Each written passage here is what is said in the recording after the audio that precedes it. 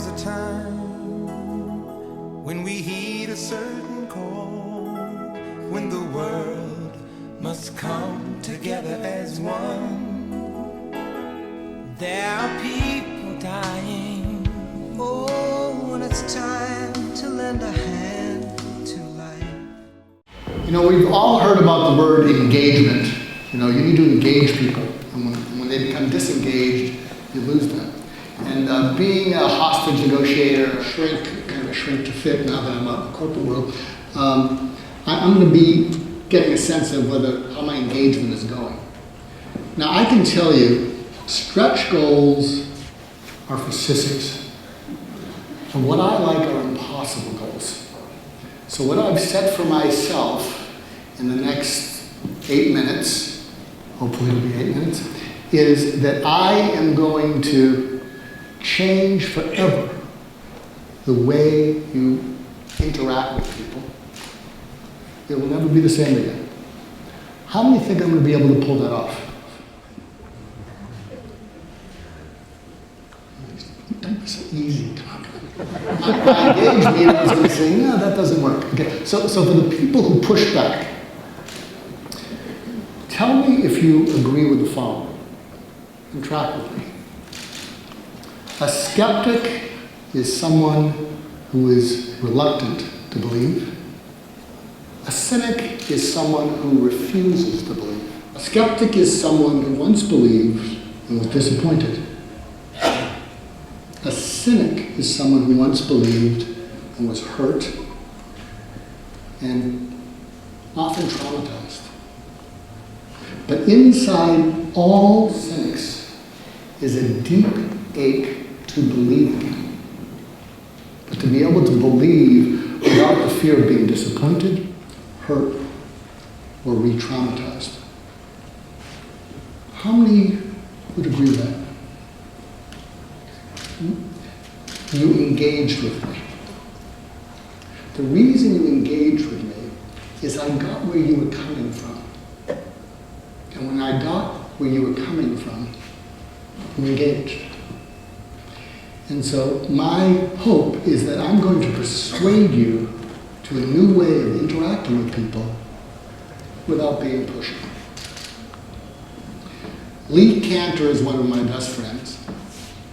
He was one of the best trainers of inner city teachers for many years.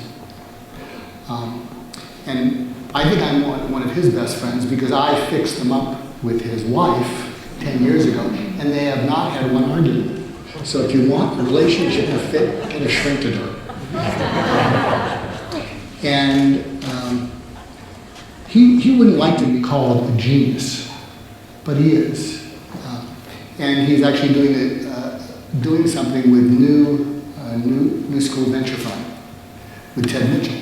And I think Ted would agree with me that he's a genius. And here was the challenge. Lee was the chairman of the board for Teach for America for a while. And what he was seeing is that college graduates were getting rejected by inner city kids. These inner city elementary school kids were seeing these college graduates as do-gooders, soft fools. And here was Lee's genius. He said, you know, and I think this is the takeaway, you gotta get into people's listening. Getting where they're coming from is already, the cow has left the barn. Get into their listening, and inner city kids listen to their moms. And he said, you know, when a college graduate's mom was talking to that college graduate when they were 6 or 7 years old, it was time for bath, what did that mom say? What do you say as moms? It's time for your bath. What does that inner city mom say to her kid when it's time for their bath? Get in the tub. Now, that's exactly it. And some of my African American friends say, you don't know my mama. She says, get your black ass in the tub. And I'll tell you, it's not done to be mean or bullying. It's not just direct. But some of my friends have told me it is protective. Because that's what you're going to face when you're 16 and the world says that to you. And I don't want you pulling a gun. Get yourself killed. And so what he did is he takes these college graduates and he says, when you say it's time for history, they look at you like you don't care. They look at you like you're a fool. And so what he's training them is get into their listening and say, hey, Ike, page 58, read it. Ike reads it. Hey, that was pretty cool. Round of applause. Yeah. Hey, Jasmine, you take the next one. That's cool too. And so what was happening is these college graduates were pushing back and saying, we can't do that. It's condescending, it's arrogant, it's racist. And he said, no, it's caring. So fast forward to you and your teams. How many of you, when you talk to your teams, use the word goal or goals? Raise your hands. I would say it's most of the room. And when you use the word goals, just imagine that team. Do they jump on it like they're salivating and they can't wait to sink their teeth into it? Oh, this is the best thing since sliced bread? I don't think so. You know, they're doing all they can to not look at their blackberries. Isn't that true when you say that? Now here, if you get into their listening, what you will realize is that if you're a CEO or a leader, you have a forward cognitive bias. What does that mean? When someone asks you, what's your goal?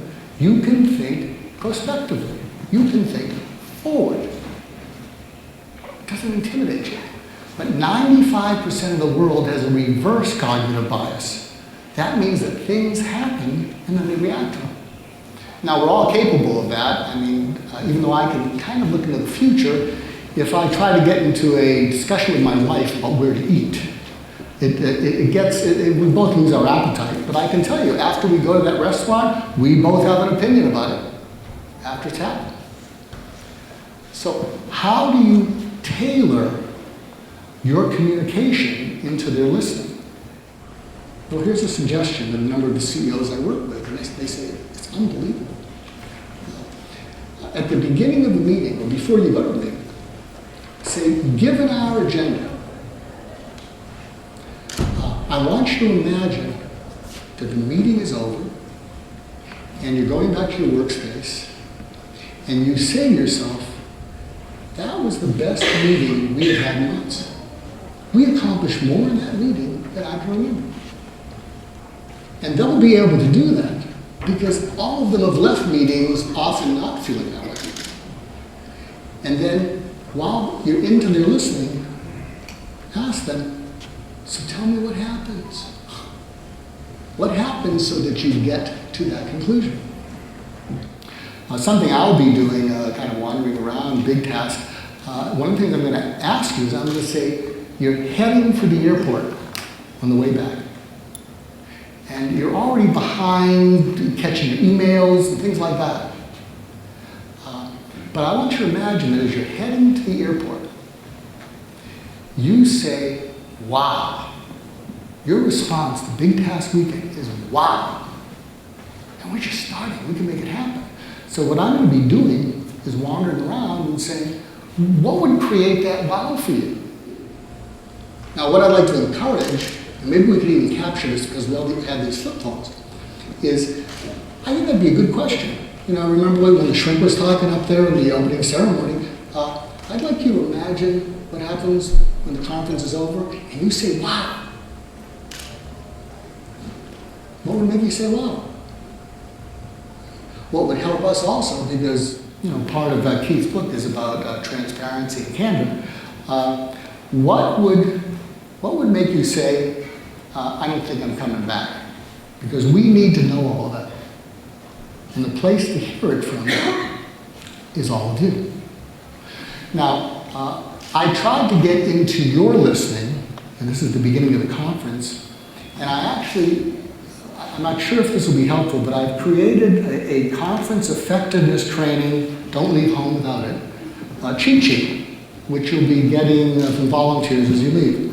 And here are 4 questions. And raise your hands if you like, and the cheat sheet will tell you how to do this.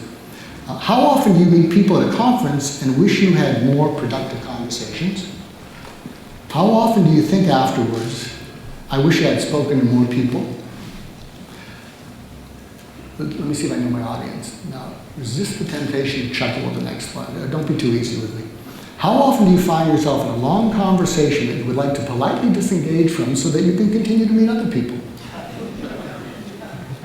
Thank you. How often would you like to make a meaningful connection to one of the speakers? So the cheat sheet will help you with that. One last thing I want to leave you with. 20 years ago, a native came to Manhattan from Africa, and they asked the native, "What do you think about Manhattan?" And the native said, "They don't see the sky." Because they're all doing deals. They're competing, they're not collaborating. Well, I heard that that same native came back, and the same question was asked. "What do you think of Manhattan?"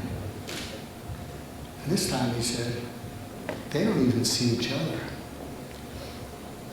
We're going to change that this weekend. And we can't do it without you. Thanks.